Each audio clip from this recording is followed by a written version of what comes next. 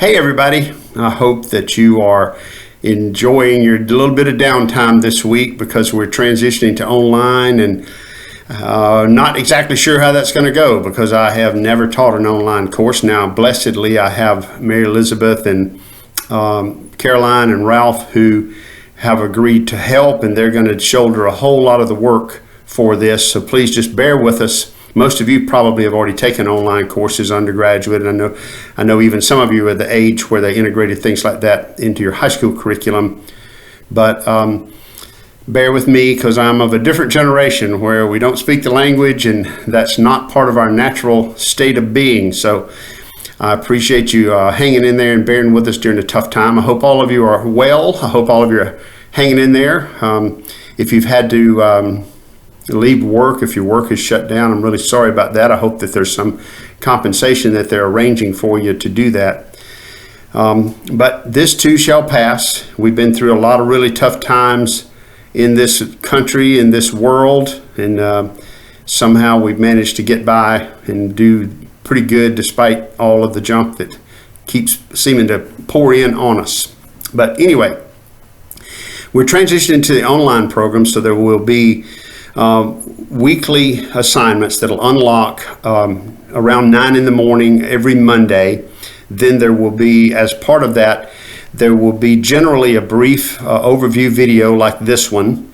We will then ask you to do some supplemental readings, view some videos with information about the topic that we're covering, and then take a quiz, just a very short quiz. So I've changed the grading for the semester, and take a very short quiz, do some supplemental readings, and then write a discussion about the readings on the discussion board. Then you'll have to respond to some posts from your other students in the class, and then there will, instead of big tests, I'm going to give the smaller quizzes, and then every 2 weeks, after 2 weeks worth of material, we'll have a smaller quiz around 50 items instead of the two major tests that we were going to have left. The week of the 23rd was originally supposed to be the brain. We have pushed that back to later in the semester because that one's going to be a little more complex to get ready for. And we're jumping right into developmental psychology. I'll be posting the new syllabus just in the next day or two. I sent it up to the department chair for approval. They have to make sure that all the bases are covered for the online instruction. So hopefully I'll get that back either today, which is Wednesday, or tomorrow, and then we can get it up online and you can take a look at it and you can email us any questions. I'll be having regular office hours online, and if we can do it via Zoom, if you've got questions or need to meet. I know a couple of you had scheduled appointments for advisement this week to work on the program planning sheet.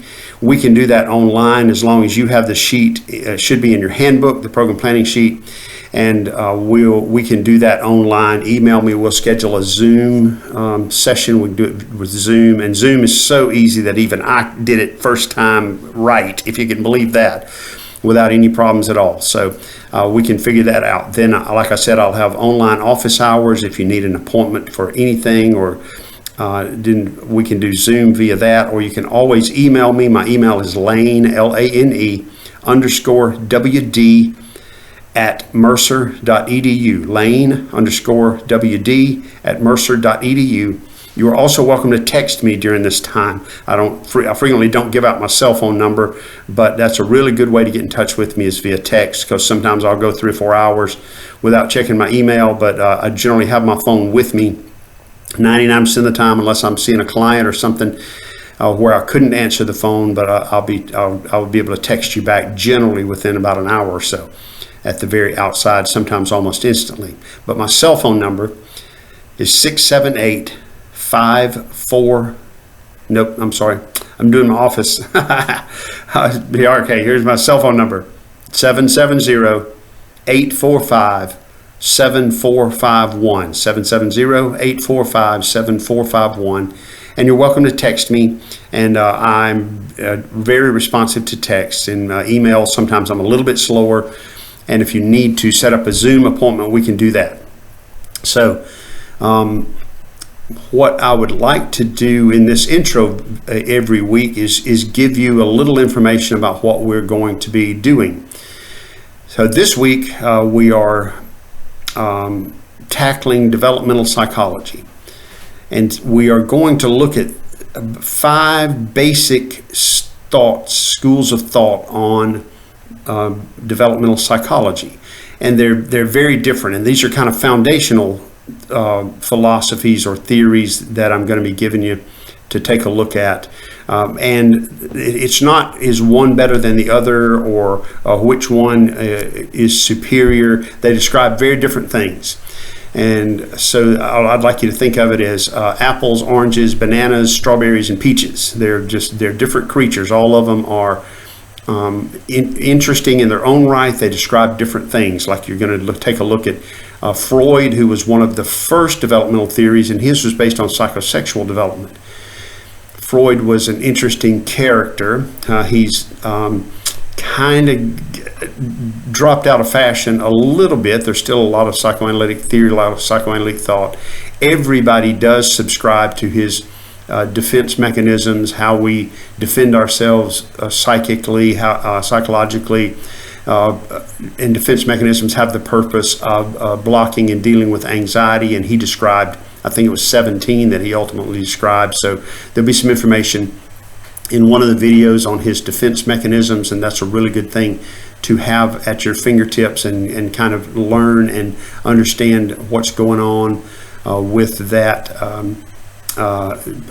concept of his, of the defense mechanisms. Then he talks about his psychosexual development, and he conceptualized things as having to do with sex, because he thought that based on the science of the day, which was Darwin and evolution, theory of evolution, etc., he thought that we are basically just more highly evolved animals, but animals nonetheless. And because we're animals at the core of it, he thought that deep in our instinctual drive, which he called the id, he proposed that we have these basic animal instincts, these basic animal drives, such as survival, and the second most powerful, and at times more powerful than survival itself, is reproduction. So he believed that we're highly motivated by sex and sexuality, and that's how all of his psychoanalytic theories revolve around sex and sexuality. So he described how we are evolving and developing over our lifespan as sexual beings, and our sexuality evolves. The second theory that we're going to look at is Erikson. And Erikson he was the initial lifespan.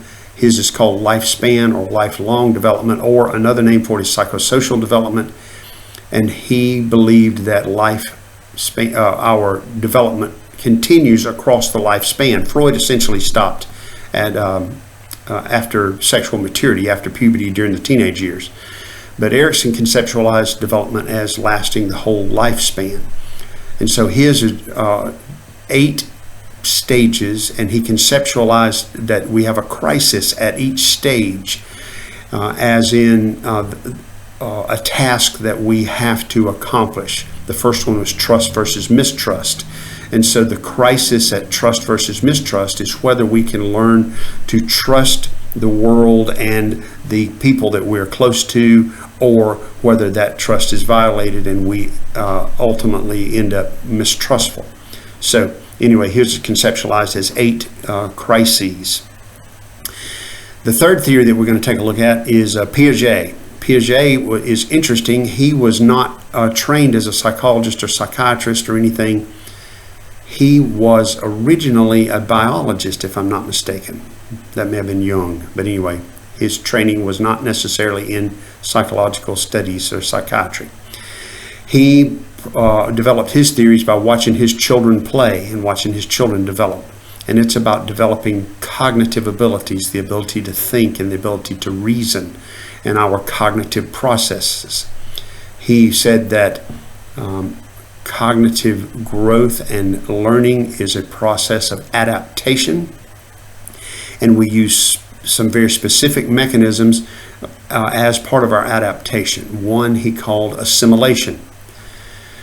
The second one he called accommodation. And assimilation and accommodation work with our schemas. Well, what's a schema? A schema is just a cognitive map or an understanding of how things work. So in assimilation, we are taking in new information and building it into already existing schemas.